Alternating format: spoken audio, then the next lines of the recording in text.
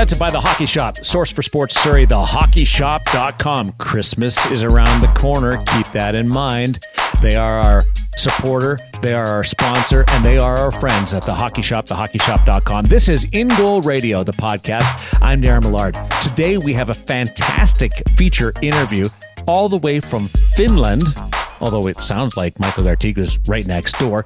We'll also head out to Source for Sports Surrey, the hockey shop, and check in with Cam and get an idea of what should be on your shopping list, what you can turn around in the couple of weeks left before Christmas. Oh, and there's something else that you can gift wrap for your favorite goaltender. And it comes courtesy of In Goal Magazine as we bring in the co-founders of In Goal, David Hutchison and Kevin Woodley. Congratulations, gentlemen. Let me be the one to roll out the red carpet and say this soft launch that you guys unveiled of In Goal Premium has been very warmly received, and I must really acknowledge that it's some really cool content, Hutch. Thank you. It's been quite a journey. I think we're seeing triple from the late nights and early mornings, and but we did manage to get it out roughly when we said we would. If you are in the Hawaiian time zone, I think we made it on December 2nd. And it's been well received from the folks who've come on. We said soft launch, to use your term there, Darren. We sort of opened the gates so people can come and join us, but we haven't really been actively promoting it, or just in sort of a subtle way. What we're talking about is the In Goal Premium Edition. It's sort of a hybrid between magazine and website. It's got the higher end design of a magazine. It's got the release dates like a magazine. So we'll have some sort of feature content monthly, but it will be more like a website in that there'll be content dribbled out throughout the week. There'll be some things like, a lot of video on there, the sort of things you can't see in a regular magazine, but it's all premium, all sort of behind the scenes pro content where Kevin sits down with NHL goaltenders and does his now soon to be famous pro read segment where the pros sit down with him and talk about saves they've made and what they saw and how they handled the situation, to looking at gear setups in the room with guys, feature interviews, just a whole whack of stuff that we've as we've said before, sort of been sitting on here for years because we haven't had the time and resources to put it together, and now we finally have. So it's the In Goal Premium Edition. It's a membership site. Come and join us.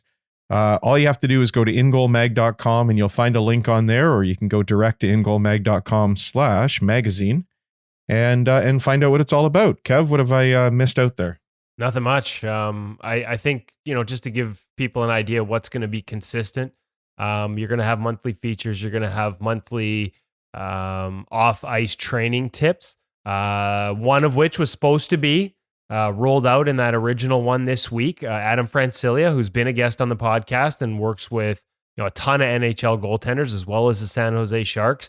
We actually had to pull that last second. We had just the video quality wasn't quite up to snuff. It wasn't kind of, frankly, to the level that A-Fran deserves.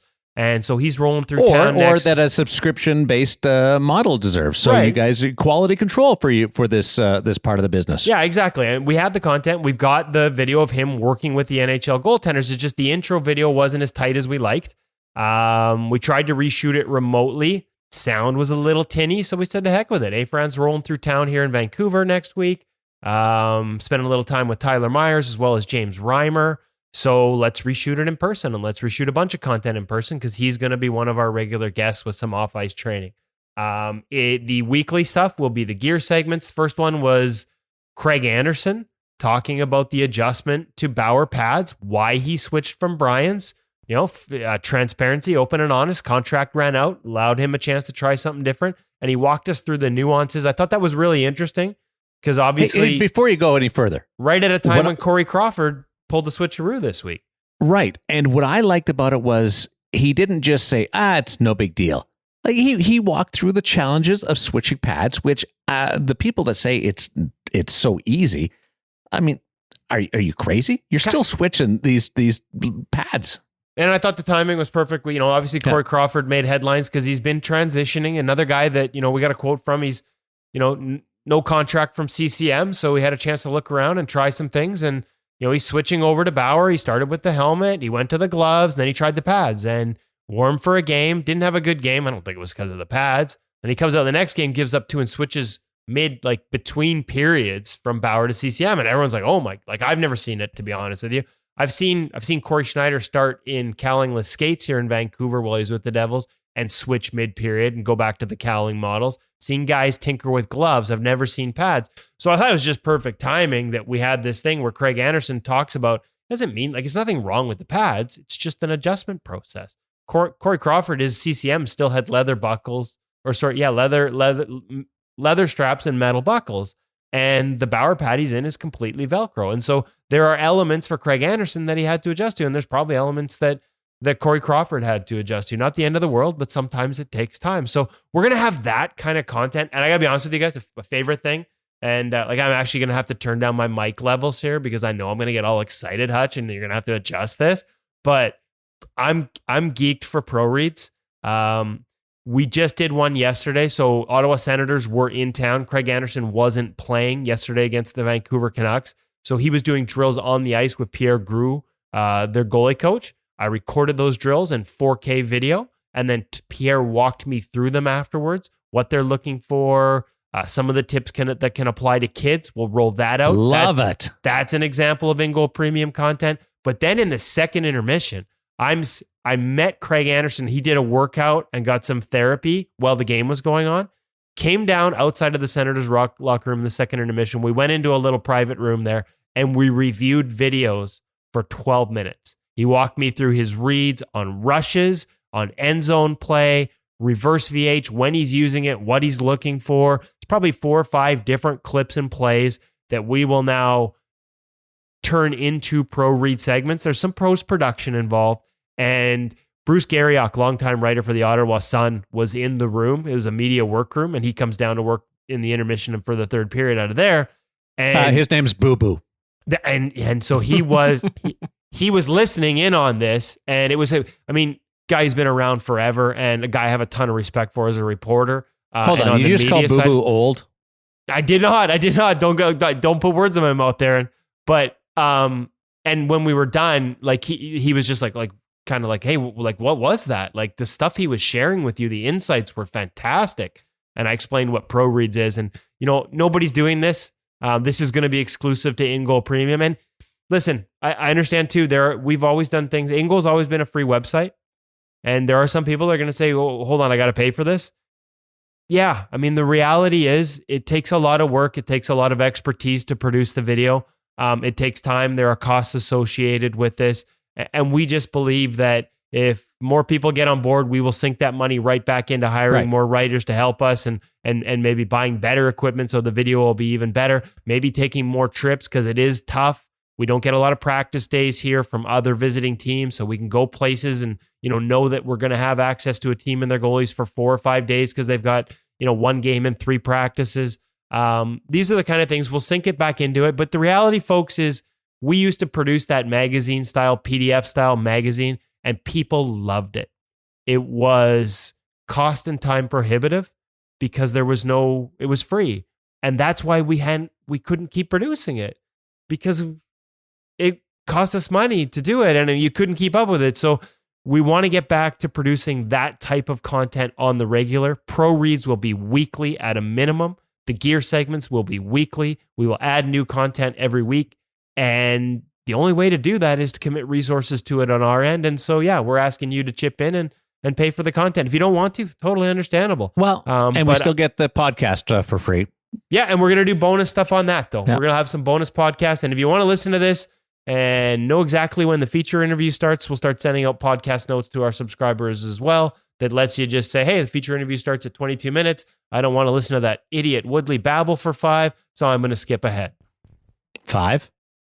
Okay, 15 or 20. I liked it when you mentioned there's some post-production involved and Hutch, his head turned into a bobblehead. Like, yep. Mm-hmm. A little bit of work. He's our IT guy. Dad has been, let me say this, Dad has been grinding. I don't think Dad has had much sleep. If I was his age and slept that little, I'd be really cranky. But look at he's so cheery. He's probably 2 or 3 hours a night to get this out. There is a crap ton of work involved in this, folks, and that's why we've gone with this model. Makes me want to give you a big thank you hug there, Kevy. It's better than when you 10 give me years? the finger.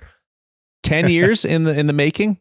Yeah. More or less. Yeah, more or less. Yeah, it was about started in 2009, and it's all been evolving. We've had in-goal premium in the back of our minds for at least 4 years, I think, and it's just been hard to find the time and resources to pull the trigger, but we finally did. I think the catalyst for the whole thing was announcing on the podcast that we had a deadline. Yeah, actually, you got something to strive against. If we hadn't put a deadline on it, for sure, I would have pushed it back to January 1st. And you know what? The whole thing comes together, and you find out that this podcast, ingoalmag.com, the reach that it has, the people that you connect with, that you don't even realize that you're touching, like Aki Näykki from Finland. He has it bookmarked on his computer. Who is Aki Näykki? Here's Michael Garteig. I mean, I thought it was pretty funny. My goalie coach, we were doing video, and like one of his like favorites was In Goal Magazine, and I was like, "Hey, I'm going to talk to them in a couple days." Michael Garteig is our feature interview today, and he is playing in Tappara, Finland, and that is his goalie coach, and that is just cool. You don't even realize that people who don't speak your language necessarily, it's not their first language, are still they're connected to you guys. You guys are world leaders. Well, and it's funny because as you go through the grind, and it wasn't easy to make this step, make this leap. And like I said, the amount of work that Hutch put into behind the scenes to making this happen, we do have a crap ton of content that we've been sitting on for over 4 years, and we'll start to roll it out. One of the moments for me where I knew it was all going to be worth it was the one I shared with you guys of Mackenzie Blackwood, of him in the locker room after a Devils game saying that old PDF that we talked about, the one that everybody loved, right, but we just couldn't keep up with because there was no, there just wasn't enough financial incentive, and it's hard to work that hard for nothing or to lose money. He used to read that all the time. And that was one of the ways, he learned as a young goaltender. So we're going to be able to produce that style content on a regular basis and hopefully continue to build those. Who's going to be the next goalie 5 years from now? It comes up into the NHL and says, I used to read In Goal Premium, and it helped me get here. So it's kind of exciting times. And we talked about the goalie coach, Aki. I actually met him and, again, talk about the resources. We spent the money to go to the network goaltending symposium in Nashville a couple summers ago. And that's where we got the content. One of the feature articles this week at the In Goal Premium site is with Linda Blomqvist, who was one of the goaltending coaches in Sweden, who invented the RVH. We've got so cool full story on her and that process and what they went through, as well as 2 videos on the ice of her talking about it and then her demonstrating how they teach it over there. So goalies can learn about how it came to be, but also how to execute it. There's an example of needing the resources to go there. One of the other coaches that I met there was Michael Garteig's coach now with Tappara, and that's Aki Näykki, who also works with Finland's under-20 team and is good buddies with Pekka Rinne. Pekka Rinne, I think they've worked together like since Pekka was a kid. They've known each other since he was a kid. I think he actually stayed at his place when he was in Nashville for the symposium. Great guy, heavily involved in Finnish goaltending. And since all this conversation and us launching and everything, I got a note from Gart saying that Aki would like to send us some stuff to publish. So cool. This is the goalie world growing closer together through In Goal Premium. I will stop talking now because you guys are nodding and laughing at me. Well, so much for my 5 'cause minutes. You said Aki's last name 3 different ways, so Aki Näykki, I wanted to cover my bases. The most recent one had me thinking that if a goalie ever questions what he should be doing on the ice, Aki just looks at him and says, "Just do it." Just do it. Yeah, exactly. Did I actually say Nike? That is, yeah, you did. Yeah, it was pretty close. Close. At least Nike, you picked up the allusion to something for the first time, Kevin. Well, Usually we're over congratulations. Your head with these. I'm just looking to get some money out of Nike. Hey, if you want to come on, podcast co-sponsor, you're on. We named a coach in your honor. I look at it this way: the past meets the future, and it all comes together right here in the present with In Goal Magazine, ingoalmag.com, and the In Goal Premium edition. So I'm looking forward to that. I've seen some of the content that is up, and it is fantastic. And you can go down a rabbit hole pretty quickly. And it also is great for coaches and goaltenders and parents alike for education that your young goaltender needs or adult goaltenders. I'm really excited about this and proud of what you guys have been able to do. The Michael Garteig playing in Finland right now. His journey is our feature interview. That's coming up. But why don't we chat a little bit about what's going on at the Hockey Shop, thehockeyshop.com.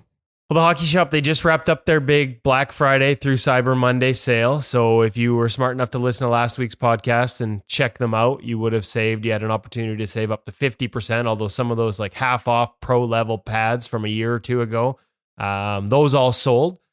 The 2-for-1 foam core stick deal is no longer there, but there are still some really good prices on foam core sticks. They're kind of clearing out some of the old stuff to make room for the new.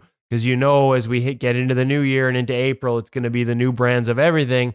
Hockey Shop is the place to go to find the new brands, find deals on the old. Already talking to Cam about some of the custom specs that they've ordered. The Source for Sports spec exclusives that they will have on some of the different brands. CCM, Bauer. We've been walking through the new product for 2020 already. In the meantime, make sure you go check them out because that means there's going to be opportunity through December and early in the new year to save on some of the old product. Top brands, Bryans, Vaughn, CCM, Bauer, Warrior. They've got it all. And they've also got a lot of interesting little, gadgets is the wrong word, but cool little things. Accessories is the best word. Thank you, Darren. Bookmark that at thehockeyshop.com. Because now is the time of the year where you need, whether it's a stocking stuffer or an extra present under the tree for the goalie in your life. First thing I'd do is probably get them a subscription to In Goal Premium for the year. Mm-hmm. That would be the smart play. Free shipping in that too. Yeah. And second thing I would do is probably check out thehockeyshop.com. And that's what we talk about this week with Cam. What are some of the popular items that people like to buy over the years to give to their goaltender? Things that are really easy to buy, and what are the shipping deadlines in terms of how much more time do you have left to get it and make sure it can be under the tree. Cam filled us in this week in the gear segment brought to you by thehockeyshop.com. Let's jump into the In Goal magazine, In Goal Radio, the podcast Time Machine, and join Woody and Cam.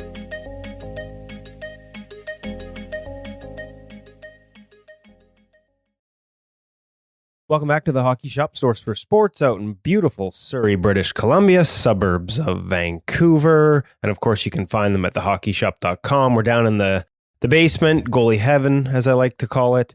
And we're going to talk Christmas.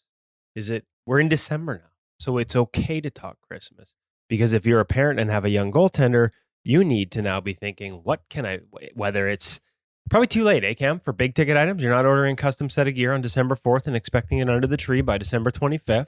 But there are some items that you've seen as sort of popular, whether it's little gifts, extras under the trees, or even some big ticket items that you can still get if you're a parent and still have it ready and delivered by December 25th. So let's just go over it. You've been doing this for years. What are some of the most popular Christmas items here at the Hockey Shop Source for Sports for your little goaltender?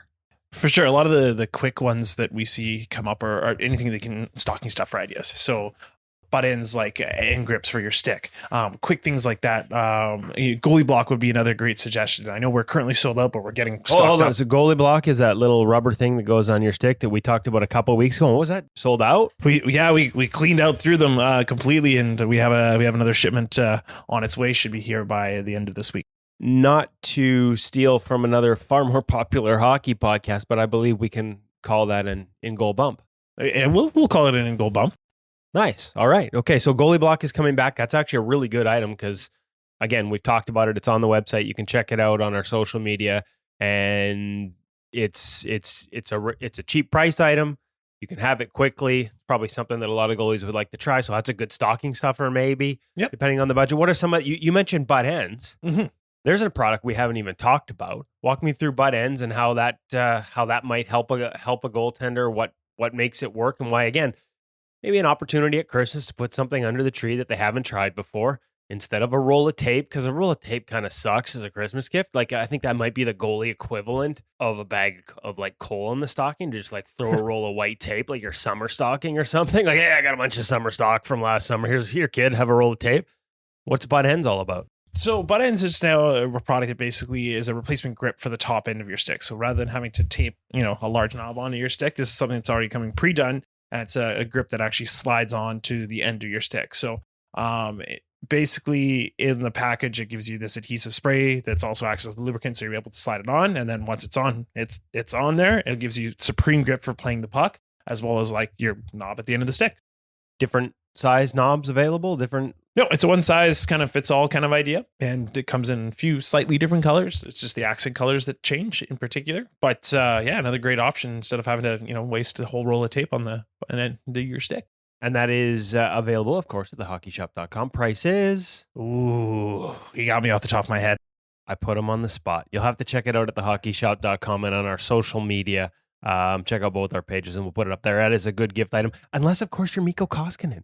Found out this week, Mikko Koskinen basically has almost no tape on the end of his stick. Says it's because he's lazy.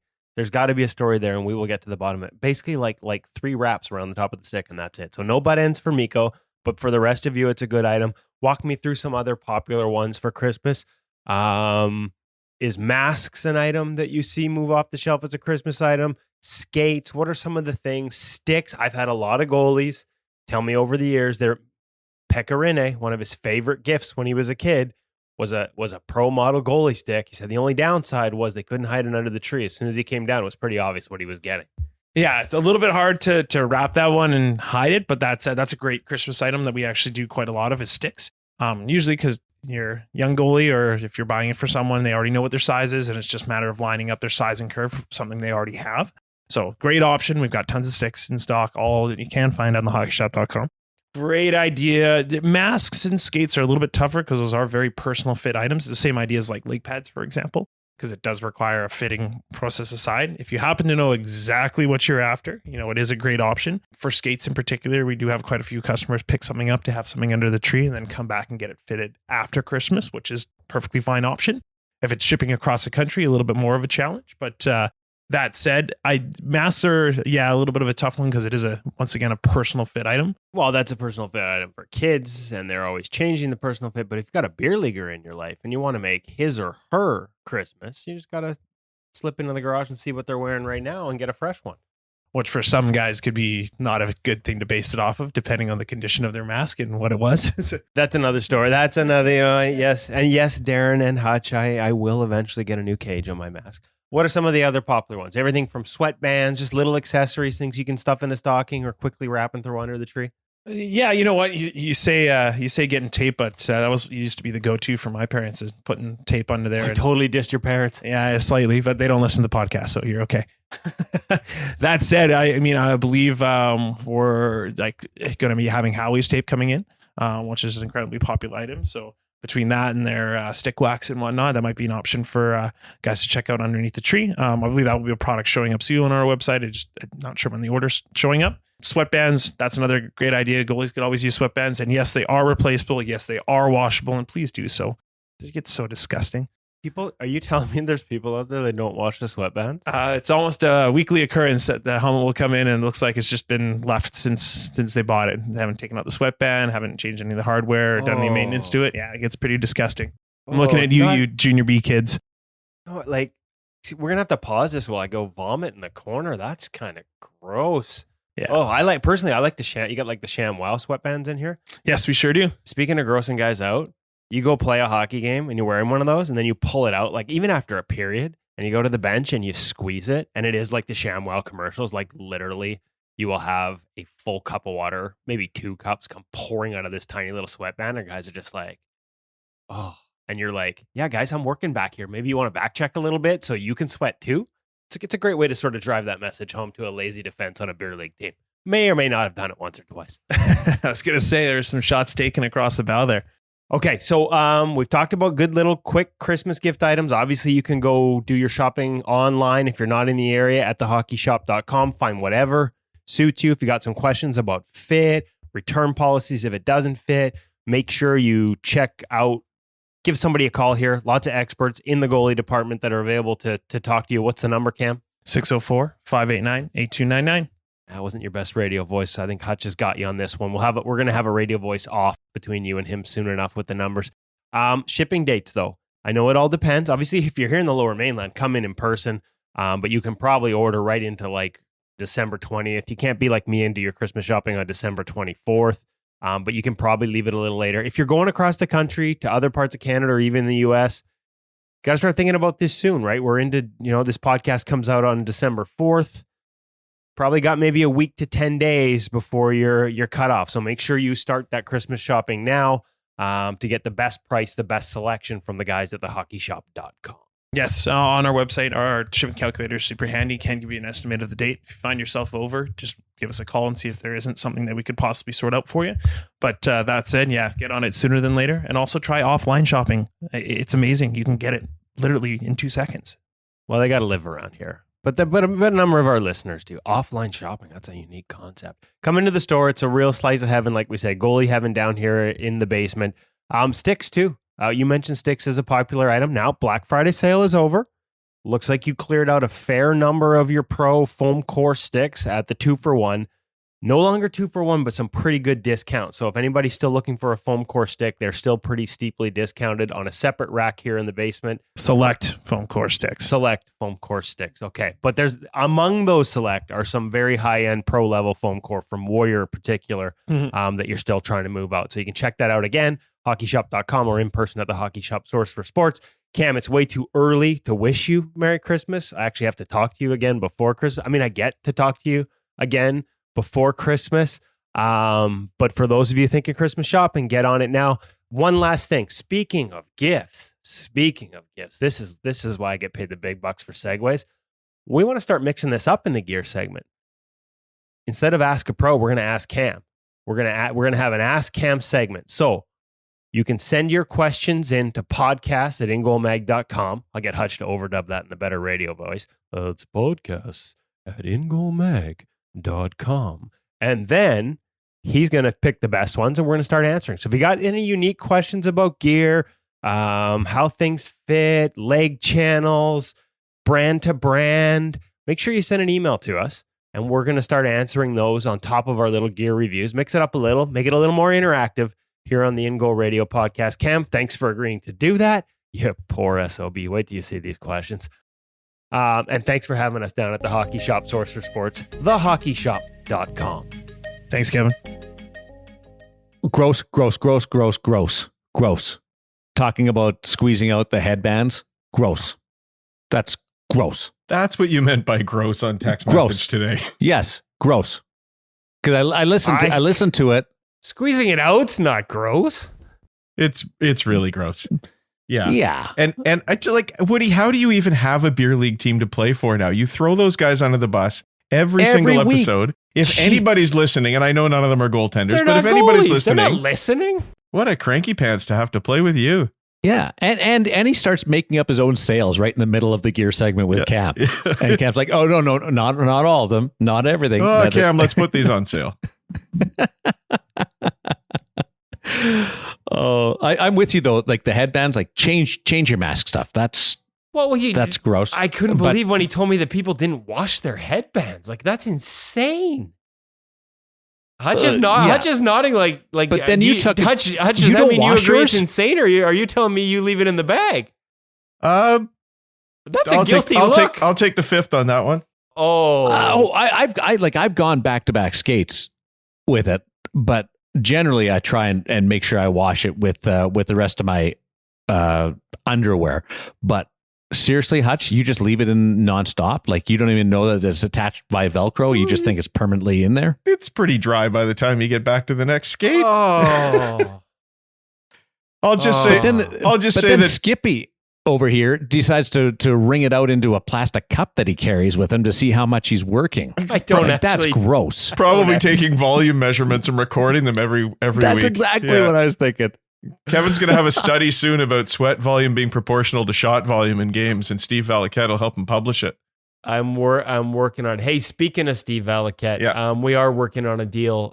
You want a nice little tease on the In Goal Premium side of things, where we should be able to do regular stories featuring some of the data from ClearSight Analytics. I'm still finalizing those details, but really every time I get a glimpse at it, it tells a story that is quite often different from the public narrative. And so the chance to explore that and maybe match it to some team trends in terms of how they defend in systems and how a goalie plays, I think that's going to be really cool. And so Steve's going to open the vault a little bit. Yeah, he's going to open the vault a little bit. I've been behind the scenes on just how much data is there. Can't give it away. Obviously, it's a product that NHL teams are paying for, and we have to be careful. But just little slices of data to show what they can do while at the same time telling stories no one else is telling. I'm looking forward to adding that to be part of the In Goal Premium story as well. On the headband topic, first guy that I saw would change during TV timeouts was Ed Belfour. He would take it out, throw it to Brian Papineau, and put a fresh one in during TV timeouts. And I hope Brian was wearing gloves. Yes, yeah, but at least he was switching them out, not like some people. I have, you guys are going to ridicule me now, and I know I am just walking into this like 2-stick warm-up guy. But I actually have 2 sweatbands, and I usually good. By the third period, I swap it out too quite often because it's just so soaked that no. You take your mask off and switch your headbands during an hour men's league game where you just skate to the other end of the rink. Hour 20, we switch ends. I grab it for the third period. Not all the time, but quite often. Oh my because goodness. The sweat's coming down into your eyes by that point. You need a dry one. I knew I was. Oh my goodness. Damn it! I shouldn't have said that out loud. Fortunately, you're the guy for you, we all make fun of. Fortunately for you, if you go to the hockey shop, you can get your sham sweatbands in 3-packs now. I think, can't you? Something like that. So. Are you trying to tell me, Darren, that if I was a forward, I'd have a tinted visor? For sure. Oh, of course he would. Of course he would. And trying to think, you'd have like blue tuck blades as well, and you'd have all the custom engraved. Probably. Can I just mention, I watched the third period and the overtime of Pekka Rinne and Andrei Vasilevsky this week, and it caused me to go back and watch the entire game. It was on in the room when I got back from covering my game, and wow, I think the style of play in the National Hockey League now. I used to watch goaltenders because one guy played a style that I liked, or he was unique, like Jonathan Quick. Now you can watch almost any goaltender and be really entertained because the style of the game right now is so fast and offensive. It's really cool, and those two put on a show. It was fun. The two of the more athletic, more entertaining guys in terms of watching. This is what we've always said. Like, you don't need goals to have entertaining hockey. You just need scoring chances. And if the goalies are good and you force them to make great saves, man, like to me, that's entertaining. These guys sell that personality, sell that swagger, sell that athleticism, sell them taking away point blank opportunities. That's as long as you have scoring chances, I think you have entertaining hockey. I don't care. I don't know what the final score was in that one. I don't care if it's 1-0, 2-1. When you got goalies like that facing offenses like that, color me entertained. Yeah, it was great. It was an overtime goal, too, that won it for the Tampa Bay Lightning. So let's get to our feature interview. And Michael Garteig, you want to set this one up for us before we throw to it, Woody? Just a guy that I got to know a little bit when he was with the Vancouver Canucks, just for a year. Obviously, coming out of college, knew of him when they signed him, had worked, he's worked with some guys that we know here locally. Jeff Bada was his goalie coach in the BCHL, a guy that works close to me here in my area here in Vancouver, and a guy I've known and enjoy watching him coach. So just had some sort of common ties, and he actually reached out from Finland. I'd seen that he'd been having a lot of success after going over to the SM Liga. Won a Kelly Cup championship with Toronto's affiliate in the East Coast Hockey League, or ECHL, apologies, last season, and just thought there might be some really good stories there. He reached out, said he'd love to come on, and sure enough, there was some great stories there. Let's go to Finland and chat with Michael Garteig, the feature interview on In Goal Radio, the podcast presented by Source for Sports, The Hockey Shop, thehockeyshop.com. Here is Woody.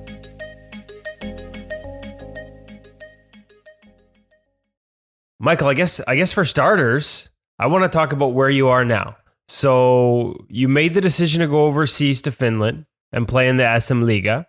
Talk me through that decision and what the experience has been like so far. I mean, it's going pretty well. I'm looking at the numbers, I'm looking at the stats, but I want to hear more about what the hockey's like, and maybe for starters, just why you made that choice. You win a Kelly Cup last year, ECHL championship.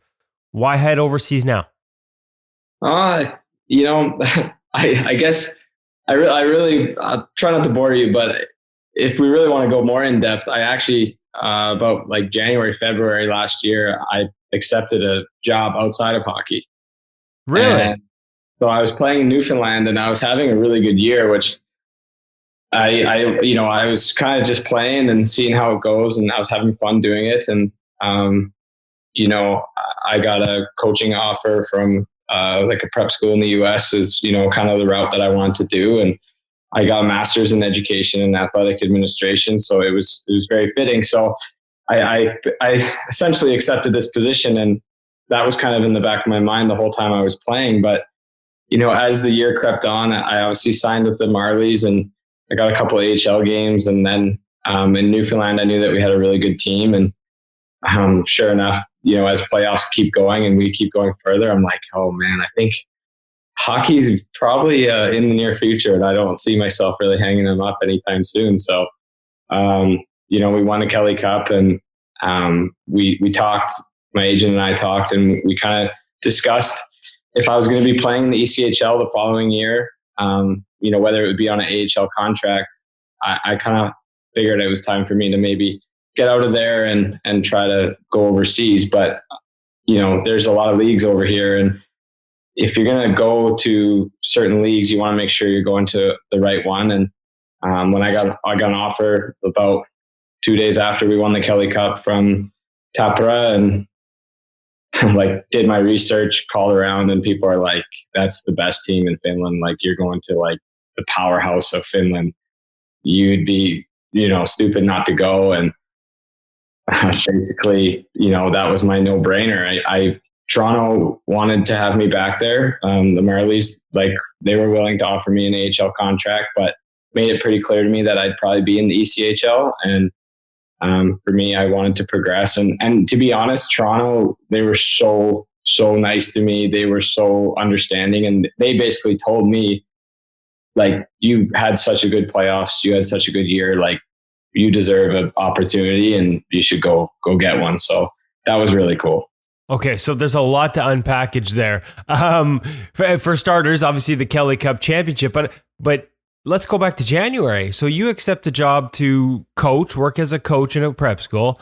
The two-parter there is you've already got your master's degree. I know you went to Quinnipiac for the full 4 years, but were you just doing extra school on the side while playing pro hockey for 3 seasons? How do you end up with your master's degree? And when you make that decision to go accept the job coaching, were you done with the game at all? Or were you not having fun at that point? Or was it just more trying to look at it as a career decision versus, the joy or the love of the game? I think it was a little bit of both. For my second year pro, when I played majority of the year, the whole year in Kalamazoo, I was not having fun. There was, I would say 5% fun in the whole entire year. But so during that season, I reached out to the PHPA, and they set me up with a program at Endicott College in Beverly, Massachusetts. And I got a master's fully online in 1 year. I actually completed it in Newfoundland when I was playing. And it was an amazing opportunity to, get my education, but keep playing. But basically what happened was the year in Kalamazoo, I had such little fun. I wasn't really playing in the ECHL. I was getting called up to the American League. I think I got called up 8 times. I didn't play one game. Getting called up for a 3-3 and sitting on the bench for 3 games. And, I'm not saying poor me, but it wasn't very fun because, I wasn't playing hockey, and that's what I was getting paid to do. So, I when I signed with Newfoundland, I completely just, I had an ECHL contract with them, and I signed in September, and that turned into an AHL contract in November, December, and that turned into an ECHL championship. So you talk about starting from the bottom and then finishing on top. It was an amazing year, and I couldn't, I was so grateful. I had so much fun, and I just enjoyed the game again, and here I am now. So, like you said, tough year in Kalamazoo, not much opportunity to play. But last year, you signed with the Growlers in Newfoundland, 909 save percentage. You end up finishing with a Kelly Cup ECHL championship. But like you said, called up to the Marlies, played a couple games, had some success, 917. Was it just all about enjoying the experience, Michael, or were there elements of your game? I mean, I know you're a student of the position, so you're always looking to evolve and try new things and learn new things. What was it? Was it just the environment, or was it a bit of evolution for you too? Well, I mean, as you get older, like I think the truth really is as goaltenders, we get older, we get better. And maybe a lot of that comes with maturity and kind of realizing like being more coachable and being able to adapt to the different styles of play and whatnot. But really what it was like, I talked to my girlfriend before the year, and I just said, like, I have to do this. I need to play because I cannot end on that note, like finishing off in Kalamazoo. And it was just, I just needed to like know that I could do it. And then when I went into Newfoundland, I said, you know, if this is my last year, I'm going to go in and I'm going to have as much fun as I possibly can. I'm going to be a part of the team. I'm going to enjoy the guys. I'm going to have fun when I can. And then I'm going to be the hardest working guy on the ice. And it kind of all went together, and we had an amazing team. Like we're an ECHL team with AHL players. And, we just really gelled. And in pro hockey, I mean, sometimes it's rare. I find that you get a close team like that. And for me, that just made it as fun as it could be. Like, I mean, winning a championship at any level is amazing. So you don't really forget that. But I don't know, something about the city of St. John's and just the group of guys, it was really special. Okay, so from Newfoundland to Finland, how much culture shock, or are there maybe some similarities in terms of, not big cities, or, walk me through that. What's been the transformation for you off the ice, adjusting to a new culture, a new language, a new environment, a new everything? Yeah, so that's where like I could probably start to tell some more stories, but we're listening. We'll take them. That was it was so funny because Andrew Raycroft, I was skating in like stop at goaltending in Merrimack with Brian DeCord, and I'm Andrew Raycroft played here in Tappara for the lockout season, and he's like, yeah, I got there and not one guy spoke to me. Like not one person said a word to me. And he's like, then on the weekend we had a sauna party and I got guys with their arms around me. Hey man, what's up? You're the best. Like, and like, so I get here and I am no exaggeration. It was exactly the same thing. I get to the rink. It's like, hi, I'm so-and-so. Nice to meet you. Yeah. Hi. Everyone's speaking Finnish. And I'm just sitting there like, okay, this is different. The whole week goes by and I'm like, I think I said 5 words the entire week. And I'm a talkative person. So then the weekend rolls around and we don't have any training or anything. And, we're having beers and stuff. And guys are like, oh man, what's up, you beauty? Like, like no jokes, having their arms around me, walking downtown. I was like, this is the funniest thing I've ever been a part of. So that was a big culture change now, but they're very welcoming now. So I got to ask, like, do you think that's like, have you figured that out? Did Andrew ever figure that out? Is it just in the locker room they're speaking Finnish and you're just not part of that conversation? Or did it take the social element on the weekend to loosen them up and now everything's good? Like when you're in the room now, is there more than 5 words?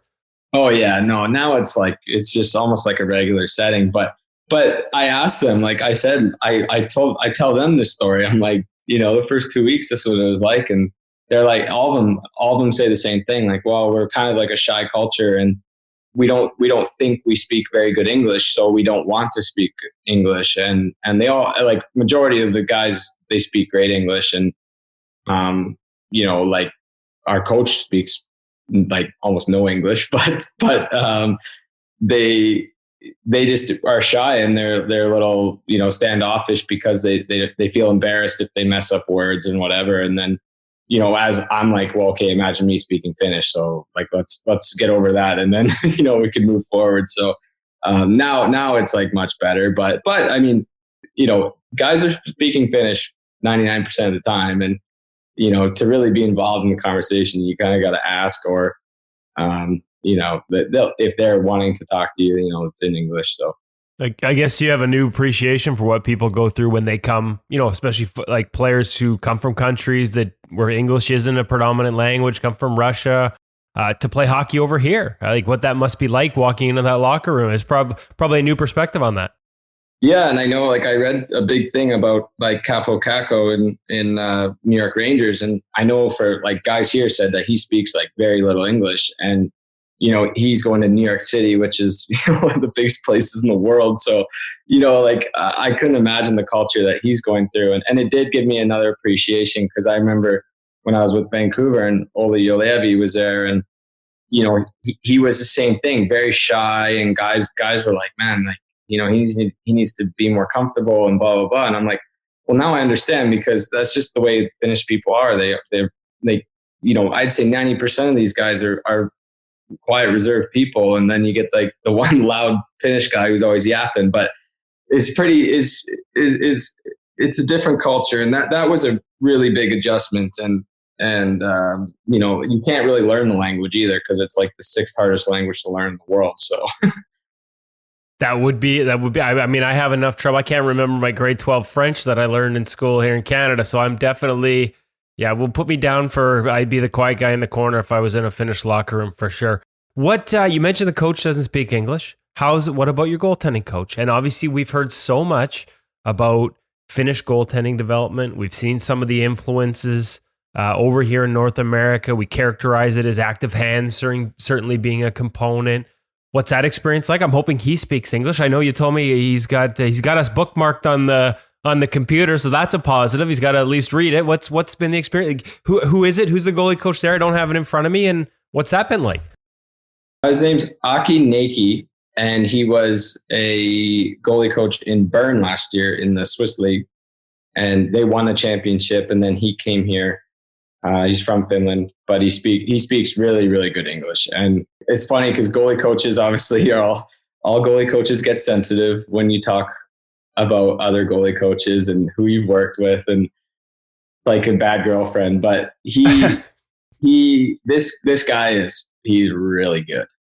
Sometimes like I almost want to tell him like, hey, we got to step back because we work so hard, and like that's the Finnish culture. Like you work so hard, and people might think you come to Europe and it's like, go enjoy the experience. Like that's not the case. This is like harder than the NHL. So it's like we put in a lot of work, but this guy's really good. He speaks English. He's very good with me because, like I said, the coach doesn't speak English. Like he speaks every meetings in Finnish, every power play meetings in Finnish, every, pregame film is in Finnish. And we have a translator, like the assistant coach translates.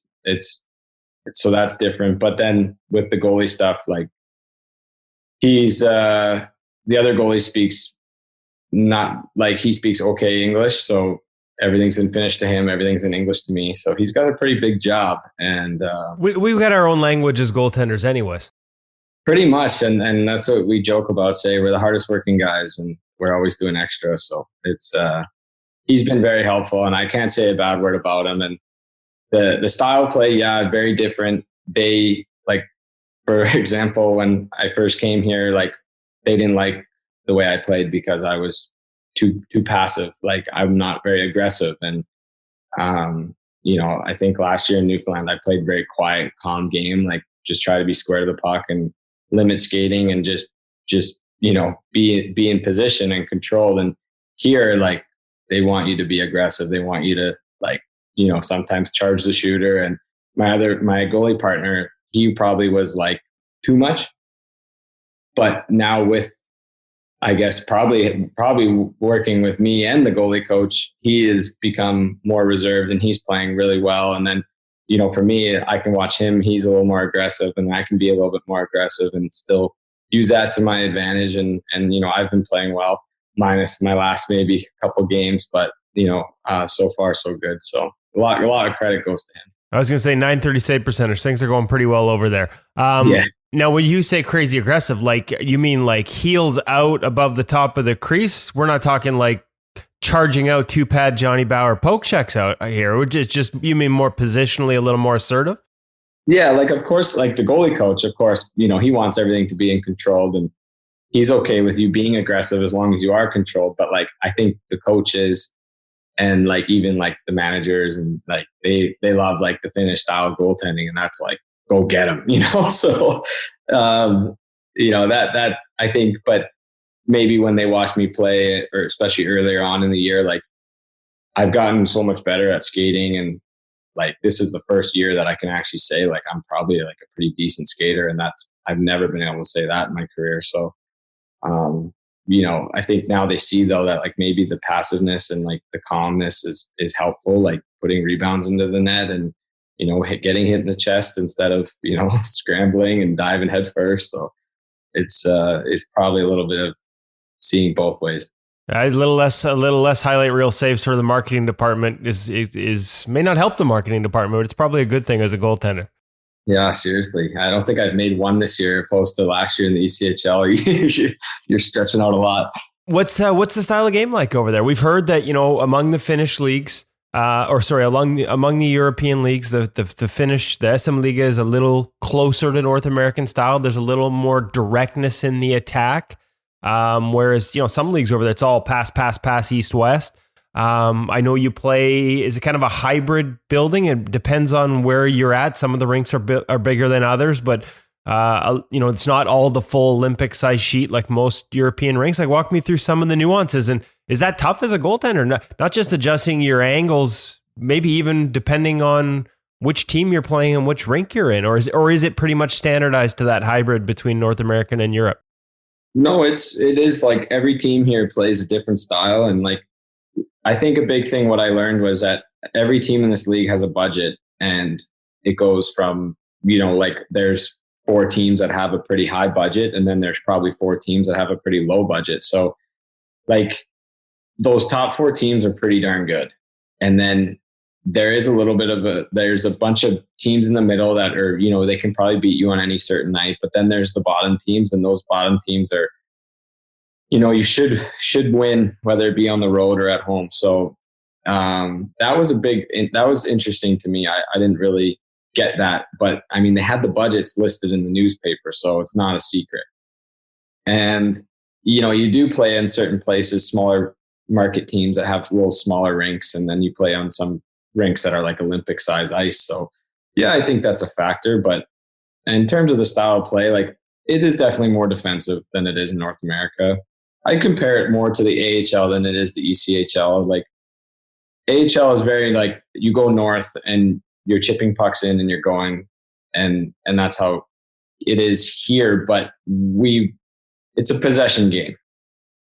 So you might have a shift. You might have a shift 5-on-5 in their zone for 2 minutes, but you might not even get a shot on net because the team will just box in. And it can be kept to the outside, and some teams will just trap. Some teams, will play more aggressive. So it's a little different. A little more controlled than the ECHL? Like, is there, the ECHL got a little more scrambly, a little more broken plays? I mean, just as a development league, as a goaltender, I've heard this over the years, like it's easier going up to the AHL is easier than the ECHL. And in some respects, nobody wants to disrespect, but in some respects, the NHL can be easier as a goaltender just because guys are there's less broken plays, there's less mistakes in front of you. Guys are sort of where they're supposed to be, doing what they're supposed to do. Yeah, 100%. Couldn't agree with you more. And like, obviously, like for my time in the American League, and maybe I didn't take as good advantage as I could have when I did come up. And Newfoundland, we did a good job, but I'm not discrediting Kalamazoo or the coaching staff or anything, but man, it was a run and gun game where like you're giving up a lot of chances, and it can be really hard on a goalie. And you see it all the time. I mean, you see a lot of good goalies in the ECHL, either, struggling because of, there's a lot of backdoor passes and broken plays. And in this league, it is defensive minded play. So there's games where you don't see very many grade A chances, and that's definitely helpful. And I think in the AHL, you can be like that at times too. So now you mentioned skating a few minutes ago, and that you'd improved your skating.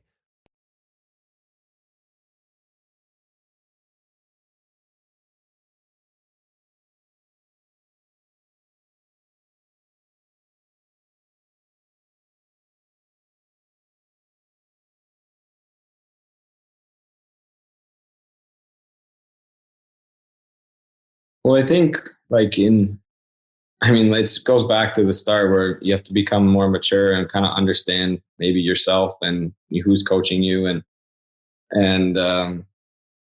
understand the game just better. And I think like when I was in Kalamazoo, for example, I was chasing the puck. So like, I'm charging the guy when he comes down on 2-on-1, I'm charging the shooter. And if he passes back door, I'm not even close to being available to it.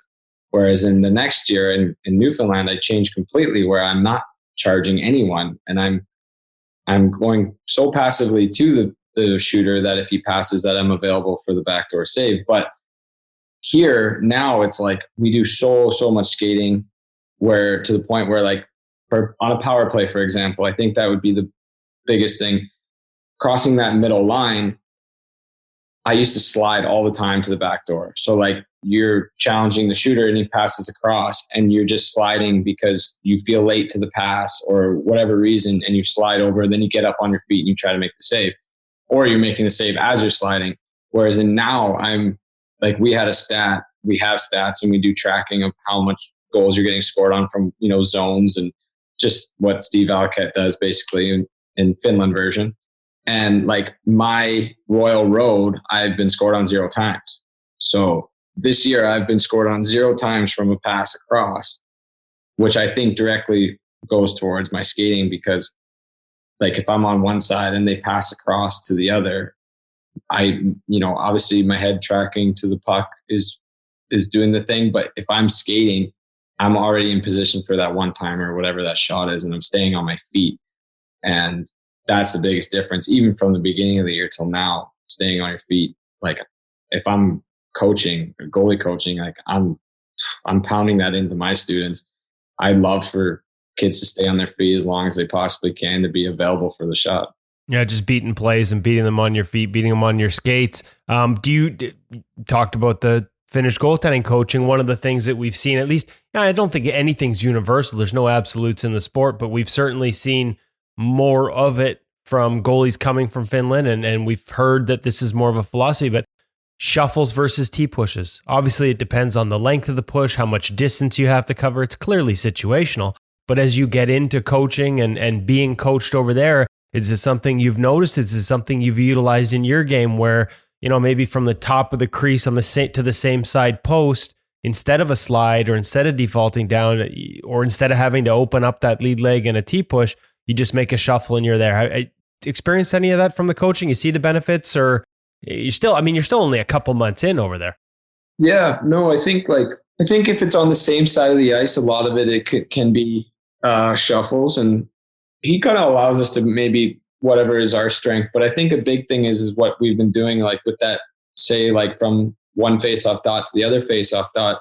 It's not just like a T push. You kind of have to C cut, then T push. So you're forward, and then you kind of like C cut backwards, then your head and everything else goes, and then you T push over to the other side. And for me personally, I find that's been so successful because like I said, not the strongest skater. So it gives me a little bit of momentum with the C cut, but then it allows me to be square to the middle. Like if something is to happen, So the C cuts, we've seen the C cut used as a momentum build. Some coaches like it, some coaches don't. But in addition to a momentum build, you're using it to build that angle before you push. And so when you arrive, I'm guessing you're probably getting there set and square because you've sort of created that angle through the C cut. Yeah, exactly. And it's so funny because like, it's so funny that you say like with the T push and the shuffle, because like, I mean, one summer I skated with Steve Valaket and I'm doing like the double shuffle. We're doing like the double shuffle, or we're trying to limit as much. An example is this summer I'm doing the double shuffle, and this guy is like, this loses his mind on me. Like, what are you doing? There's no way you're double shuffling. Like, you can't shuffle that. Like, you have to open up your hip and T push. And I'm like, for one, I'm old and it hurts to T push, but for two, like, I actually think it's just as efficient. So, but like everyone's different. And I think, learning these tools, no matter who you are or what you're doing, it is important. So I think you do what works, but at the same time, it's good to have all these tools in your bag. Well, there's a perfect opportunity. So fill us in. Like, where's your background? Obviously, from a coaching, the evolution of your game. We focused on Finland. We've talked about your time with Newfoundland, the Growlers, and the Toronto Marlies last year and their organization. We haven't really touched on Quinnipiac, playing in the BCHL before that. How'd you get started in goal? What made you want to be a goalie, and what was the evolution of of your game growing up and into college and now as a pro? Who were some of the key factors? Yeah, I think like I read some of the stuff that you put out there, like with Big Brothers, and I almost reached out to you because we had an unfinished basement in our house in Prince George, and my brother played hockey. He's 3 years older than me, and like his friends would come over and I wanted to play, and he'd be like, "Well, if you want to play, you can play, but you got to be goalie." So probably like a little bit of a revenge thing where he could just wire shots at me and try to hurt me. But I think that's kind of where I got started. And then on another like part of it too, which is funny, like you say, people have a business mind, and I was like, when I grew up in Prince George, there was not very many 1991 born goaltenders. So once I kind of realized that, like I got to like Adams, maybe like 10 or 11 years old, I was like, there's no goalies my age. Like I should just be goalie. Like, I can make the top team, and then, I'll play a lot. So a lot of the years that I did play rep hockey as a second year, I always had a 1992 born goalie with me. So it usually benefited me because then I was playing more, and, that's kind of how I got started. And then I definitely was like a late bloomer. I kind of just played off athleticism, and playing in Prince George, like probably not usually the strongest teams, and a couple of really good players, of course, but then we had a little more of a hard time competing with the Vancouver teams, and, we do okay maybe against the Okanagan teams. But, I actually started off with the Cornell Millionaires, and I made the team out of training camp when I was 17 years old, and I was on the bench for maybe like a month and a half, 2 months. And I went in once in relief and didn't play very well, and got back to Cornell, and there was a goalie's gear in my stall. So I writing was on the wall, and I actually ended up going play junior B in the KIJHL. And I actually think that's where it all started. I was so lucky that I had this coach named Dale Hadoon, and everyone calls him Dooner, and he's still coaching in the KIJHL with Undermile, I believe. And this guy was just like probably the first. Of course, I had coaches in my minor hockey that believed in me and gave me opportunities, and I'm obviously thankful for that. But this guy was like,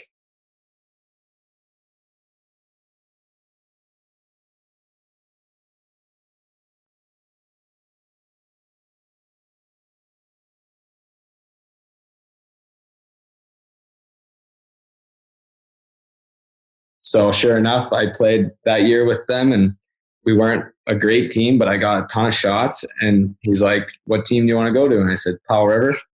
He said, "Okay." And I went to Powell River for 2 years, and then I played in Penticton my 20-year-old year and won an RBC Cup there, and then went to college. And had a 15, 16, you guys had a hell of a run in the NCAA too. Yeah. My first year in Quinnipiac, I was the backup goalie, and we lost in the Frozen Four to Yale. And then my fourth year, my last year, we lost to North Dakota in the final, and then I signed with the Vancouver Canucks, and that was kind of like a dream come true. I'm from BC. I was like the only team I wanted to sign with, and I obviously, unfortunately, like, they treated me well, and I can't say bad words about it, but unfortunately, I never really got given much of an opportunity there, and that it leaves me a sour taste, of course. Yeah, that's tough too. And I was going to say, like, even making it tougher is you spent a good chunk most of the year in the coast or in the ECHL, but in that year for the Canucks, that meant being in Alaska. And that's, that was where was your closest competition for the Alaska Aces at that point in the ECHL? Like, that's a bit of a tough road trip. Yeah, I think our closest game was Idaho, but you fly everywhere through Seattle, which is 3 hours, and then you got to connect somewhere else to wherever. But like that year is a funny year because, it says I played, I don't know, 20 games or something in the ECHL. And I actually was only in Alaska for maybe 2 months. Really? Yeah, 22 games, and you're only there for 2 months. Yeah, I think I was there. I was there at the start of the season. I got called up for about 6 weeks. I played like maybe 6 games or something. And then and that's, of course, that's to Utica. So when we talk, I mean, Alaska, like our listeners, go grab a map if you're listening to this right now, or better yet, find an airline, log on and try and get a flight from Alaska to anywhere near Utica. I'm guessing that's not a short trip. That's probably a 2-dayer. You talk about your first year pro, and you talk about not understanding what pro hockey is. And this was the craziest. I'm in Alaska. So first year pro, I get sent down to Alaska. I played, I don't know, 8 games or something. And I'm in Alaska. Our team is leaving to Wichita, Kansas. And my coach calls me in Alaska and he says, "Hey, Gartz, you got called up." And I go, "Oh, wow. Like to Utica, when do I go?" He goes, "No, to the Vancouver Canucks. You're leaving like 3 a.m. and you're sitting on the bench like tonight." And I'm, oh my God. Okay. So obviously I'm the most excited as possibly can be, like thinking of all scenarios. My brother lives in Vancouver. I have like family there, and I was just like, this is a dream. So that was so cool. But then I sit on the bench for the game, next day, day after, whatever, I get sent down and I go to the ECHL. So I go to Alaska and I meet them in Kansas or Wichita. So I play 2 games in Wichita. I get a shutout. And the next game I play, I'm on the bus, phone call. You got called up to Utica. So I thought I was going to Vancouver for like a day or two, which I packed like a duffel bag. And this is the story that everyone will tell. And like so many people will tell you, always bring a suit on the road because you never know what happened. Sure enough, I go from Alaska to Vancouver, Vancouver to Wichita, Wichita to Utica. And all I got is a duffel bag and like a folded suit in my bag. So like, I'm thinking, okay, I'm in Utica for like maybe a week or 2, whatever happens. But I was there for 6 weeks. With one duffel bag. I had to go buy a bunch of clothes. Like, yeah, so that was interesting. Then I get sent down to Alaska again. And then I played maybe about a month in Alaska, or a month and a half. And then I got called back up to Utica and I finished the season in Utica. So I actually never went back to Alaska. And like crazy thing is I played like with Thatcher Demko, like me and him were goalie partners essentially. And no joke, I didn't play a game for 30 something days. And he played every game and he was playing great. Like I remember thinking like, wow, like, I was really upset because I wanted to play, but I remember being like, yeah, this guy's a real deal. He'll be in the NHL, no doubt. What's that like though? Like your first year pro and you're sitting there watching for 30 days, and how has that experience helped you now or as a pro over the years or even in life? Like that's a tough experience to go through. Can you find positives in it? Can you find takeaways from a maturing standpoint or lessons? I think the part that frustrated me the most was I was on an NHL contract. So I wasn't like on an AHL contract or an ECHL contract on a PTO or something. Like I was like on an NHL contract making exactly the same amount of money as Thatcher was. And, I felt like I deserved like, at least a little bit of opportunity, but I understand like now, like looking back on it and learning, like, it's a business and you got to win. And like, like I said, maybe I wasn't ready at the time, and I did play some games and I did play well at times. And, even at my first game after like that 30 something days, I played a road game in Wilkes-Barre. I played great. And, like I remember I didn't get a message from the coach until like 3 a.m. telling me I was playing. And then the next day I was like getting a coffee and he was like freaking out looking for guys being like, does Gartz know he's playing? Like he's playing this game, and like, so like that was an eye opener, and that was like a little bit deflating. But at the same time, the next year Utica signed me to an AHL deal, and like it wasn't the NHL deal, obviously, that I would have wanted, but I mean, I was in the same position that I was the following year or the year prior. So you just learn and you just, you take the positives and the goods and the bads. And I think one thing I did learn a lot was like that year in Utica, I never played a home game. The next year in Kalamazoo, I played 24 games. I played 18 road games. And now I'm in Finland. I've played 11 games and I've played 7 or 8 road games. You're the road warrior. The road warrior, like guys here in Finland, like even like they think it's hilarious. Like, they're like, oh man, road goalie. Like, so that's been tough sometimes because of course everyone, typically you play better at home, like as a team. And So it's nice to have the people cheering for you for a change as opposed to jeering you. of course, but I think what I've learned, like from these years in the past, is you sometimes think the world's out to get you. You think, well, this isn't fair. I'm playing road games. But at the end of the day, you know what? You should be just grateful that you're playing.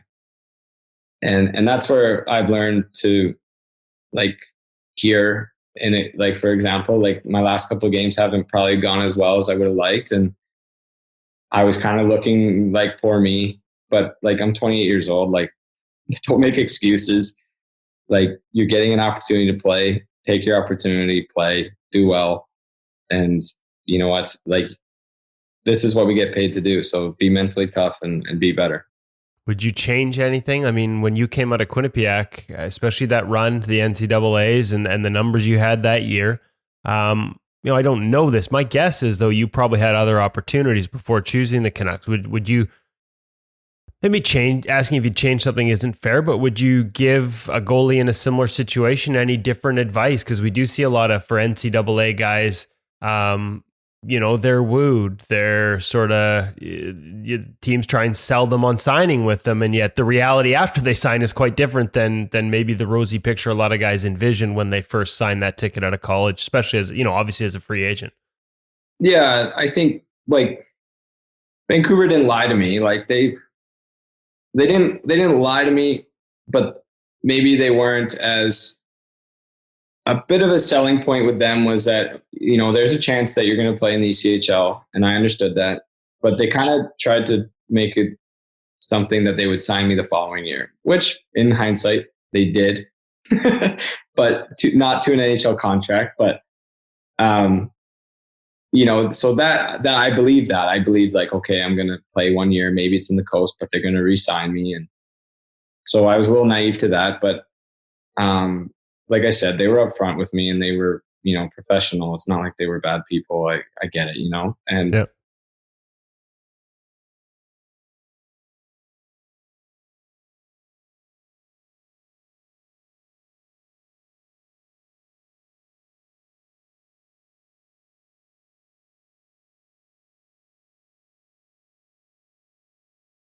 their goalie that signed an AHL contract, I think he signed a 2-year AHL contract. He played in the AHL that year and was like getting a lot of opportunity just on an AHL contract. So sometimes maybe the NHL contract seems so appealing, but wherever you're getting the most opportunity is what's most important. And, for me, I wanted to play in the AHL. And I mean, for me, I still want to play in the AHL. And I feel like I can play in the AHL. And that's hard for goalies to understand because I'm not the only one, of course. Everyone at this level thinks, they're capable of doing so. And they probably are. And that was, that's a little bit of an eye opener. But at the same time, you can't have regrets. I love college, 4 years, the best years of my life. And, I got to sign with the dream team of my home province and like so many people from Prince George and BC in general were so happy for me. And do you have the jersey from the one night where you got called up to be the backup goalie, the emergency backup? Did you get to keep that? Is it on a wall somewhere or what? No, I have like every jersey but that jersey. What? And I know. I'm going to have to call. Well, I'll just, Thatcher can buy me one. He can pay for it. I'll poke around and see if it maybe didn't get sold at the year-end team sale. Hey, last one. You talked about, being able to play and knowing you can play at certain levels. What do you go over with the mindset of? I mean, obviously the most famous one is Tim Thomas. I remember talking to him, the last year he went back there, it was with the designs that this is where I'm going to end my career. And look what happened to him. As goalies, we try and stay in the moment and not look too far forward. But where do you see this step to Finland? It's funny, we see a lot of Finnish goalies have success and everybody wants them based on success in the Finnish league. Do you see that opportunity for yourself? Hey, if I can play over here and post same kind of numbers and have the same kind of success and continue to evolve, there can be opportunities back in North America. Yeah, like I think like the unique thing about this league is like teams next year already have their goalies signed. So like guys on my team, guys on other teams, like they're already signed somewhere else or with the same team, and it's very bizarre. So like in Finland and in Europe in general, like a lot of teams are doing their work for next year already. So that's different. But at the same time, like obviously I'm in touch with my North American agent, and like, you know, he tells me like, hey, you put up numbers like you are, like people won't be able to ignore that. And so like, of course it's an interest of mine to come back, and, you know, was my mindset that when I came here? Like, no, not at all.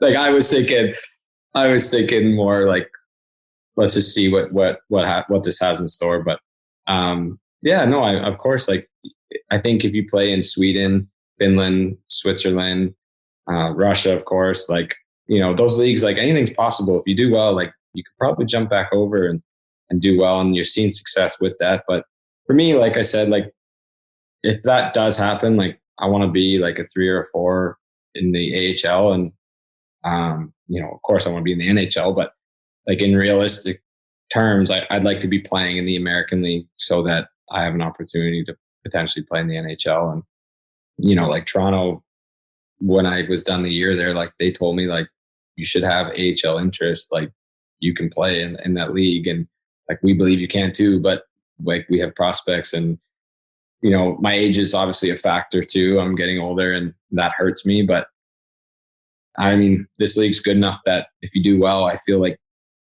why not, right? Like if a team's willing to take a chance on you and they believe, or they've done their research and homework, you know, I would love to do that. And if not, you know, I look for other opportunities over here in Europe. And, you know, you only have so many years you can play hockey. So I'm trying to enjoy it as much as I can. And whether I keep playing, I do. And whether I don't, I don't. And I think I'll be fine when I'm done playing and, you know, have a head on my shoulders. So. And there's still that prep school job. They holding that one for you or what? The guy is an awesome guy, and he's gonna have to hold it a while. I think he's gonna have to wait on you for a little while here. Well, we're still in touch, but he understands. He wants me to keep playing and doing well. So. Okay, well, Mike. Thank you very much, Michael, for joining us on the Angle Radio Podcast, for sharing the experiences. I know our listeners are gonna enjoy listening to it as well. Continued success over there, man, and let's stay in touch. I'm very happy to hear that your goalie coach does have In Goal Magazine bookmarked on his webpage. So, you know, keep an eye out over there and keep in touch with us. And we'd love to continue the conversation as you continue the career. So thank you very much. Yeah, thank you for having me.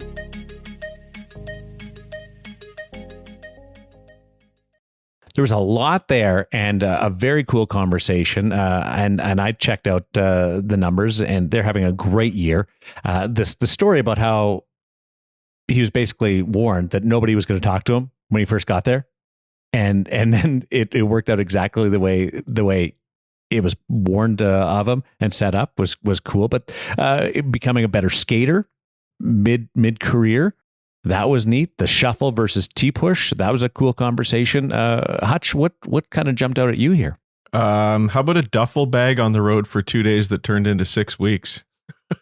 I mean, Right. It's a real behind the scenes look at what it's like to be a minor league goaltender. All the way to Alaska, then all the way down to Utica, Vancouver, all over the shop. It's not easy chasing the dream.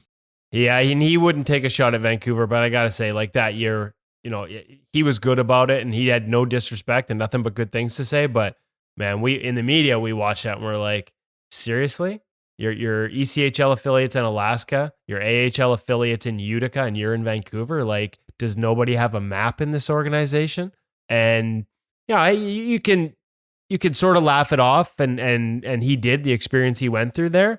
But that's a first year pro, and we talk about having to learn how to be prepared to play games. I would argue it's pretty hard when you got plane, trains, and automobiles to get from one affiliate to the next. I know it's a reality of minor hockey, but talk about putting yourself in a position where that reality doesn't make a lot of sense sometimes. And we've heard that criticism of the Canucks just being in Utica alone. Frankly, I think it's applicable. I think it's true. I think there's an element of it that's true. Funny story, but not ideal. And it is life in the minor leagues. What wasn't it? Another local guy, Angus Redmond, last year got called up by Anaheim, chance to sit on the bench in Vancouver, but he was already on the road with his team and had no expectation that he was coming to Canada, so he didn't have a passport with him when he was sent up to Vancouver. And I think family had to drive it down to him, right? Yeah, that he shared that story with us. Obviously, it was his NHL debut, at least from warm-up and on the bench standpoint with the Anaheim Ducks. And again, Angus Redmond is a guy that I'd met because he's from the area, works locally with Angelo Maggio at Magic Goaltending. I'd been on the ice and watched him work in the summers there. And you're right, was traveling, packed a temporary bag. He'd been moved from I think he maybe was moved from the A to the ECHL or something like that on a road trip, gets the call up, and the only way for him to get to Canada, to sit on that bench, to get that opportunity with the Anaheim Ducks was to fly into Seattle. His parents drove down to pick him up. Of course, he didn't have his passport. His parents don't have his passport. It's back at his it was, wherever the home base was. I don't know if it was San Diego or if he was with their other affiliate there. Yeah. And so, but you just need a driver's license to come back into your own country. So they picked him up in Seattle. He drove through the border back up into Canada, was sitting, had his warm up, did his morning skate, talked to us with the Ducks. They were chartering back to Anaheim that night. And if his passport didn't arrive before the end of the game, that flight was leaving without him and he'd have to wait and then go back down. Fortunately, the courier got it to Rogers Arena before the game ended, and he was able to join the team in the trip back to Anaheim. So some lessons there. Never pack too light, and always make sure you have your passport on you if you're in the minor pros of your early stages of your hockey career. Trying to think of a courier showing up at gate 8 at Rogers Arena saying, "I've got this package for a Redmond. Anybody know what's going on here?" Yeah, you just run down to the Anaheim bench and hand it to him. Becoming more patient. I thought that was cool. Year to year in the ECHL, and the fact that he didn't want it to end the way it did, the way it was set up to do, and he decided he was going to play one more year, and he won that Kelly Cup and got some experience with the Toronto Marlies. So there's also one other one, and this was just a random drop in through your conversation and the small world of goaltending. But he mentioned his junior B coach, Dale Ledune. Okay. Dale Ledune. Well, we just knew him as Dooner or Dale. Had a very strong influence on my minor hockey career, and worked at the International Goaltending School in Yorkton, Saskatchewan with Reg Kachanowski, but was also part of the Brandon Minor Hockey Association. And Dooner and I go way back. And I his last name, nobody ever said it. I just called him Dooner. So when he mentioned Dooner there, I almost fell off the chair. So I think that is so cool. And Dooner he's a salesman, he's a teacher, he's a mentor, he's a friend, he's a great ambassador of the goaltending community. He was a college goaltender way back when. So Dooner, a shout out to you and congratulations on mentoring this young man who's now in his mid-20s. So that's the small world of gold. Like my parents know Dooner.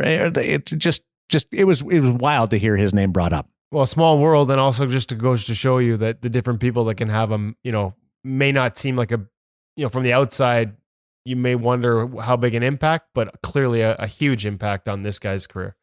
Yeah, and Dale he was a funny guy. He was the first guy that I ever saw do the how a horse sounds when it was walking through a stable on concrete or whatever, like the clop clop. He would do that with goalie skates at goalie school. I just thought it was funny.